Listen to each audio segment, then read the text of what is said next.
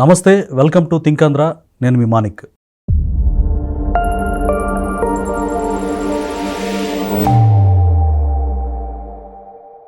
మనతో పాటు ఉన్నారు ప్రముఖ రాజకీయ సామాజిక విశ్లేషకులు అప్సన్ రాజేష్ గారు. నమస్కారం సార్. నమస్కారం సార్, విద్యా సంస్థకి పెద్దపీట వేస్తూ అనేక సంస్కరణలు తీసుకొచ్చారు కూటమి ప్రభుత్వంలో పెద్దలు. అయితే ఇప్పుడు ఈరోజు స్పెసిఫిక్గా మెగా పేరెంట్స్ టీచర్స్ మీటింగ్ ఒకటి కండక్ట్ చేశారు. ఆ మీటింగ్లో చాలా విషయాలు పేరెంట్స్తో విద్యార్థులతో కూడా డిస్కస్ చేయడం జరిగింది. అసలేంటి సార్, దీని గురించి పూర్తి వివరాలు ఏంటి? ఇప్పుడు నేను ఇద్దరం కూడా గ్రామీణ ప్రాంతం నుంచి వచ్చాం. అవును, పల్లెటూరు తెలుగు మీడియం గవర్నమెంట్ స్కూల్స్లో చదువుకొని వచ్చిన వాళ్ళమే. సహజంగా మనం స్కూల్కి వెళితే యూనిట్ టెస్ట్లో క్వార్టర్లీయో హాఫ్ ఇయర్లీ ఎగ్జామ్ జరిగినప్పుడు ఆ ఎగ్జాము పేపర్స్ వచ్చిన తర్వాత అవును, ఆ మార్కులు ప్రోగ్రెస్ రిపోర్ట్లో వేసి ఆ ప్రోగ్రెస్ రిపోర్ట్ ఇంటికి పంపించేవాళ్ళు. అవును, అంటే మనం స్కూల్లో ఏం చదువుతున్నాము, ఎలా చదువుతున్నాము అనేది ఆ ప్రోగ్రెస్ రిపోర్ట్ ద్వారానే మన తల్లిదండ్రులకు తెలిసేది. కరెక్ట్. అంతకు మించి ఎవరో ఆ ఊరు మొత్తం మీద లేదంటే ఆ స్కూల్ మొత్తం మీద ఒకళ్ళిద్దరు తల్లిదండ్రులు వాళ్ళకు కొంచెం ఆసక్తితోటి స్కూల్ వరకు వచ్చి టీచర్లతోటి మా పిల్లల చదువులు ఎలా ఉన్నాయి ఏంటి అని చెప్పని, లేదు వాళ్ళు ఏదైనా వాళ్ళ అబ్జర్వేషన్స్ ఏదైనా ఉంటే వాటిని టీచర్స్తో డిస్కస్ చేయడం జరుగుతుండేది. అది కూడా చాలా రేర్ అకేషన్స్లోనే. అదే ఇవాళ మనం హైదరాబాద్ లాంటి నగరాల్లో ఉండటం మొదలుపెట్టిన తర్వాత, మన పిల్లలు ఇక్కడ కాన్వెంట్లో చదవటం మొదలుపెట్టిన తర్వాత ఇక్కడ ఎంటైర్లీ డిఫరెంట్ సినారియో. అంటే ఎట్లా ఉంటుంది అంటే ఎల్కేజీ నుంచి చిన్నప్పటి నుంచి ఆ కాన్వెంట్లో స్కూల్స్లో ఈ పీటీఏలు జరుగుతూ ఉండేవి, పేరెంట్ టీచర్ అలయన్స్. వాళ్ళు కలిసి ఆ పిల్లవాడికి సంబంధించిన పూర్తి వివరాలు, అంటే స్కూల్లో క్లాస్ రూమ్లో ఎలా ఉంటున్నాడు, యాక్టివ్గా ఉంటున్నాడా, పార్టిసిపేషన్ ఉంటుందా లేదా, చదువులో ఏ సబ్జెక్టులో ఎలా ఉంటున్నాడు, అదర్ దాన్ ఎడ్యుకేషన్ ఆటల్లో ఎలా ఉంటున్నాడు, ఎక్స్ట్రా కరిక్యులర్ యాక్టివిటీస్లో ఎలా ఉంటున్నాడు, డ్రాయింగ్ లాంటి వాటిలో ఎలా ఉంటున్నాడు, నీట్నెస్ ఎలా ఉంటుంది, ఫుడ్ ఎలా తింటున్నాడు, ఎంత టైంలో తింటున్నాడు, దీనికి సంబంధించిన ప్రతి మైన్యూర్ డీటెయిల్ కూడా తల్లిదండ్రులకి టీచర్లు తెలియజెప్తారు. ఆ క్రమంలో ఏమవుతుందంటే మనకి కూడా తెలియదు, కొన్ని సందర్భాల్లో మన పిల్లల్లో ఉండే హిడెన్ టాలెంట్స్ కొన్ని ఉంటాయి. అవును, వాడికి డ్రాయింగ్ మీద చాలా ఇంట్రెస్ట్ ఉంటుంది, దాన్ని తల్లిదండ్రులుగా మనం కనిపెట్టలేకపోవచ్చు. కానీ వాడు 24 గంటల్లో అంటే ఎక్కువగా పిల్లలతో ఇంటరాక్ట్ అవుతా స్కూల్లో ఉంటాడు కాబట్టి ఆ పిల్లల మధ్య ఆ డ్రాయింగ్ పరమైన ఎబిలిటీ అక్కడ బయటపడుతుంది. దాన్ని ఆ టీచర్ గారు ఫైండ్ అవుట్ చేసి వాళ్ళు దాన్ని మరింత మెరుగులు అద్దె ప్రయత్నం చేస్తారు. తల్లిదండ్రులు కూడా చెప్తాడు, మీ వాడు బాగా బొమ్మలేస్తున్నాడండి, ఈ రంగంలో ప్రోత్సహించండి, కొంచెం మీరు ఇంకొంచెం మెళుకులు నేర్పించే ప్రయత్నం చేయండి అని. మీ వాడు బ్రహ్మాండంగా ఆటల మీద ఇంట్రెస్ట్ ఉందండి, మిగిలిన పిల్లల కన్నా చాలా ప్రతిభ చూపిస్తూ ఉన్నాడు, మీ వాడు మాట్లాడటం బాగా మాట్లాడుతున్నాడు, బాగా పాడుతున్నాడు, లీడర్షిప్ క్వాలిటీస్ ఉన్నాయి. ఇట్లా ఆ పిల్లలకు సంబంధించిన మైన్యూర్ డీటెయిల్స్ కూడా తల్లిదండ్రులకు చెప్పడం జరుగుద్ది. దాన్ని బేస్ చేసుకొని వీళ్ళకి చదువుతో పాటు సైమల్టేనియస్గా ఏ రంగం వైపు ఇంకా వీళ్ళని ప్రోత్సహించడానికి ఆస్కారం ఉంటుంది అనేది తల్లిదండ్రులు కూడా ఒక అవగాహన వస్తుంది. ఇవన్నీ నగరాల్లో, పట్టణాల్లో, ఇంగ్లీష్ మీడియం కాన్వెంట్లో కొంచెం స్తోమత ఉన్న వాళ్ళ పిల్లల గురించి ఇవి ఎప్పుడు జరుగుతూనే ఉన్నాయి. కానీ గ్రామీణ ప్రాంతం గవర్నమెంట్ స్కూల్స్, అక్కడ వ్యవసాయ కూలీల పిల్లలు, కుల వృత్తులు చేసుకునే వాళ్ళ పిల్లలు, సన్న చిన్నకారు రైతుల పిల్లలు, మరి వాళ్ళ పిల్లల గురించి వాళ్ళల్లో కూడా ఈ టాలెంట్స్ ఉంటాయి కదా, ఖచ్చితంగా ఉంటాయి. వాళ్ళల్లో కూడా ఈ ప్రతిభా పాఠవాలని ఐడెంటిఫై చేయాల్సిన బాధ్యత తల్లిదండ్రులు. వాళ్ళు రెక్కడితే కానీ డొక్కాడని పరిస్థితుల్లో ఉదయం లేచి వాళ్ళు కూలికి వెళ్ళిపోయి వాళ్ళ పనులు చేసుకొని ఇంటికి వచ్చే స్థితిలో ఉంటారు. ఇవన్నీ కనిపెట్టగలిగే అంతటి అవగాహన వాళ్ళకు ఉండదు, పరిజ్ఞానం వాళ్ళకు ఉండదు. మరి అక్కడ ఉన్న ఈ పిల్లలు కూడా వీటిని మిస్ అవ్వకూడదు అని అంటే ఇవాళ మట్టిలో మాణిక్యాలు ఉంటాయి, మనకి సామెత ఉంది కదా. మరి అటువంటి ఈ గ్రామీణ ప్రాంతపు ఈ మాణిక్యాలను వెలికి తీయగలగాలి అని అంటే అక్కడ స్కూళ్ళల్లో కూడా ఏదైతే కార్పొరేట్ స్కూల్స్లో, కాన్వెంటుల్లో ఇవాళ నగర పరిధిలోనో పట్టణ పరిధిలోనో ఉన్న స్కూల్స్ ఏ విధానాలను అమలుపరుస్తూ ఉన్నాయో అదే విధానాలని గ్రామీణ ప్రాంత స్కూల్స్లో కూడా అమలుపరచాలి. అలా అమలుపరచడం ద్వారా అంటే ఇక్కడ కొన్ని ఉన్నాయి. ఒకనాటి స్కూలింగ్కి ఇవాళకి కూడా స్కూల్స్లో కూడా కొంత మార్పు వచ్చింది. మేము హై స్కూల్స్లో చదివే రోజున ఆ రోజు చాలా స్ట్రిక్ట్గా క్రాఫ్ట్స్ అనే ఒక క్లాస్ ఉండేది. మాకు కొన్ని చేతి పనులు నేర్పించేవాళ్ళు, చేనేత నేయటం, ఇటువంటి ఎక్విప్మెంట్ ఉండేది. స్కూల్స్లో లైబ్రరీస్ ఉండేవి. ఇవాళ ఆనాటితో కంపేర్ చేసినప్పుడు ఆ పఠన ఆసక్తి తగ్గుతుంది పిల్లలకి. ఫోన్లు, సోషల్ మీడియా చిన్నతనం నుంచి, అవును, తర్వాత ఆటలు అని అంటే ఇప్పుడు ఈ ఫోనుల్లో వచ్చే వీడియో గేమ్స్, తర్వాత మనం అంటే డిజిటల్కి ఎక్కువ కనెక్ట్ అవుతూ ఉన్నారు. మరి పిల్లలకి ఫిజికల్గా ఎక్సర్సైజ్ కూడా తగ్గిపోతూ ఉంది. దాని ఇంపాక్ట్ ఏమవుతుందంటే రేపు లాంగ్ రన్లో వాళ్ళ కెరీర్ మీద, వాళ్ళ భవిష్యత్తు మీద, వాళ్ళ ఆరోగ్యం మీద కూడా ప్రభావం చూపిస్తూ ఉంటుంది. మానసిక ఆరోగ్యం, శారీరక ఆరోగ్యం. మరి ఎందుకంటే నువ్వు 24 గంటలు ఈ వీడియో గేమ్స్ దాంట్లో హింస చూస్తూ నువ్వు పెరిగావు అని అంటే, ఓ పక్కేమో అహింసో పరమధర్మ అని మనం చెప్తాం, కానీ వాడి కళ్ళ ముందు వాడికి అందుబాటులోనే 24 గంటల హింసే ఉంచుతున్నాం మనం. సైకలాజికల్గా డెఫినెట్గా దాని ఇంపాక్ట్ ఉంటుంది.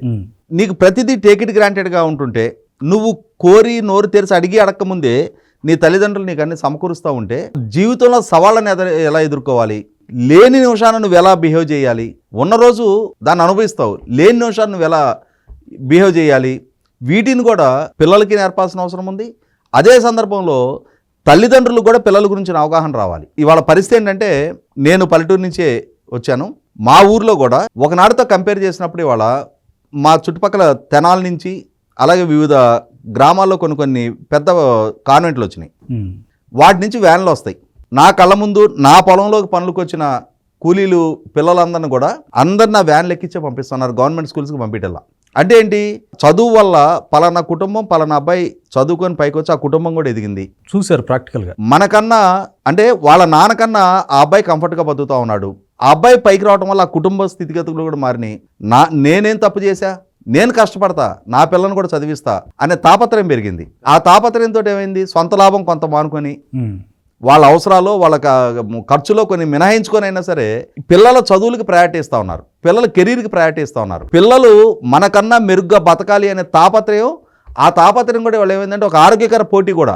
అరే పలానాళ్ళ అబ్బాయికి ఇన్ని మార్కులు వచ్చినాయి, మా అబ్బాయికి ఇన్ని వచ్చినాయి, మా వాడు కూడా నెక్స్ట్ టైం ఇంకా ఎక్కువ రావాలి, పలానా వాడు ఈ ఆటల్లో రాణిస్తున్నాడు, మావాడు కూడా రాణించాలి అంటే ఈ రకమైన ఒక ఆరోగ్యకరమైన రేస్ కూడా బిగినైంది. కాబట్టి ఇక్కడ తల్లిదండ్రులు గతంతో పోల్చినప్పుడే వాళ్ళ పిల్లల కెరీర్ పట్ల అవగాహన పెంచుకుంటున్నారు, పిల్లల చదువుల పట్ల వాళ్ళు అవగాహన పెంచుకుంటున్నారు, వాళ్ళు మోర్ ప్రయారిటైజ్ చేసుకుంటూ ఉన్నారు. అటువంటప్పుడు మరి ఇవాళ కాన్వెంట్లలో ఉన్న సంస్కృతి గ్రామీణ ప్రాంతాలకు కూడా రావాలి. అక్కడున్న పిల్లల గురించి ఆ తల్లిదండ్రులు కూడా అవగాహన కలగాలి.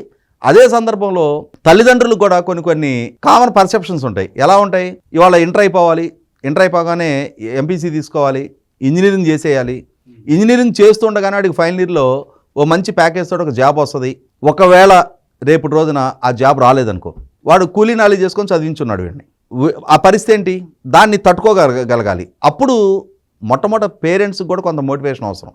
మా పిల్లలిద్దరూ స్లేట్ ద స్కూల్ అని చెప్పని వాసిరెడ్డి అమర్నాథ్ గారిది అమీర్పేట స్కూల్లో చదివారు. వీళ్ళు 9th క్లాస్లో ఉండగానే మా పెద్దాడు 2012లో వాడు 10th అయిపోయింది. వీడు 2011లో 9thలో ఉండగానే ఆయన పేరెంట్స్ అందరినీ పిలిచి ఒక ఓరియంటేషన్ పెట్టేవాడు. పెట్టి ఆయన మొట్టమొదట పేరెంట్స్కి ఎక్స్ప్లెయిన్ చేసేవాడు. ఇవాళ కార్పొరేట్ కాలేజీలో జరుగుతున్న సూసైడ్ల గురించి ముందు మెన్షన్ చేసేవాడు. ఇదిగోండి పలానా కాలేజీలో ఈ సూసైడ్ జరిగింది, ఆ అమ్మాయి లెటర్ ఇది, పలానా కాలేజీలో ఈ అబ్బాయి సూసైడ్ చేసుకున్నాడు, ఆ అబ్బాయి తల్లిదండ్రులకు రాసిన లెటర్ ఇది, అమ్మ మీ ఎక్స్పెక్టేషన్స్ని మేము అందుకోలేకపోతున్నాం, మీరు ఆశించిన విధంగా మేము చదవలేకపోతున్నాం, ఈ ఒత్తిడి తట్టుకోలేక మేము ఆత్మహత్య చేసుకుంటున్నాం అన్న లెటర్లు ఎక్కువ ఉండే.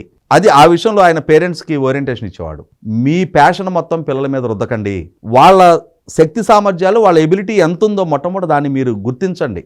అసలు వాళ్ళకి ఏ రంగంలో ఇంట్రెస్ట్ ఉందో మీరు మొట్టమొదటి ఐడెంటిఫై చేయండి, వాళ్ళతో మాట్లాడండి. వాళ్ళకి నచ్చిన చదువు నచ్చిన కోర్సు వైపు మీరు మొట్టమొదటి వాళ్ళని ప్రోత్సహించండి. చదువు అంటే ఇంజనీరింగు లేకపోతే ఐఐటి మాత్రమే కాదు, other than engineering other than ఐఐటీలు ఈ ఆప్షన్స్ ఉన్నాయి. మీరు ఎంపీసీ మాత్రమే కాదు, మీరు బైపీసీ తీసుకుంటే ఈ స్ట్రీమ్లో ఈ రంగాల్లో మీరు మీ పిల్లల్ని పంపించుకోవచ్చు. ఎంఈసీ తీసుకుంటే ఈ రంగాల్లో పంపించుకోవచ్చు. సిఈసీ తీసుకుంటే కూడా ఈ రంగాల్లో పంపించుకోవచ్చు. కాబట్టి మీరు చేయలేనిది, మీరు సాధించలేనివి, మీరు సంగీతం మీరు ఎప్పుడు సాధన చేయాల, కానీ మీ పిల్లవాడిని పక్కాళ్ళని చూసి వాడిని క్లాసికల్ సంగీతానికి పంపించి, లేదంటే పక్కాళ్ళ అబ్బాయి వెస్ట్రన్ డ్యాన్స్ చేస్తున్నాడు కాబట్టి వీడిని కూడా వెస్ట్రన్ డ్యాన్స్కి పంపించి, మీ వాడు పక్కింటి వాళ్ళ అబ్బాయి ఏదో మ్యూజికల్ ఇన్స్ట్రుమెంట్ ప్లే చేస్తున్నాడు కాబట్టి వీడిని కూడా దానికి పంపించి, ఆ పక్కింటి వాళ్ళ అబ్బాయి టెన్నిస్ ఆడుతున్నాడు కాబట్టి వీడిని కూడా దానికి పంపించి, ఆ పక్కింటి వాళ్ళ అబ్బాయి క్రికెట్ ఆడుతున్నాడు కాబట్టి వీడిని కూడా దానికి పంపించి, ఒక కన్ఫ్యూజన్ వాడి క్రియేట్ చేస్తున్నారు. మీరు మొట్టమొదట మీరు క్లారిటీతో ఉండండి, మీ పిల్లవాడికి ఏది ఇంట్రెస్ట్ ఉందో మొట్టమొదటి మీరు కనుక్కోండి అని చెప్పని మొట్టమొదటి మాకు ఓరియంటేషన్ ఇచ్చేవాడు ఆయన. ఆ ఓరియంటేషన్ ఇచ్చిన మేరకు యాజ్ యూజువల్గా మిగిలిన వాళ్ళు ఎలా రిసీవ్ చేసుకున్నారో నాకైతే తెలియదు. నా కొడుకులు ఇద్దరు కూడా 2012 మా పెద్ద కొడుకు, 2015 మా చిన్న కొడుకు, వాళ్ళిద్దరు 10th వస్తూనే మేము ఇంజనీరింగ్ వైపు వెళ్ళే ఆలోచన మాకు లేదు, మాకు అసలు ఎంపీసీ ఇంట్రెస్ట్ లేదు అన్నారు. రైట్, మీరేమనుకుంటున్నారు, మేము ఎంఈసీ తీసుకొని సిపిటి రాసి సిఏకి వెళ్ళాలనుకుంటున్నా అన్నాడు మా పెద్దాడు.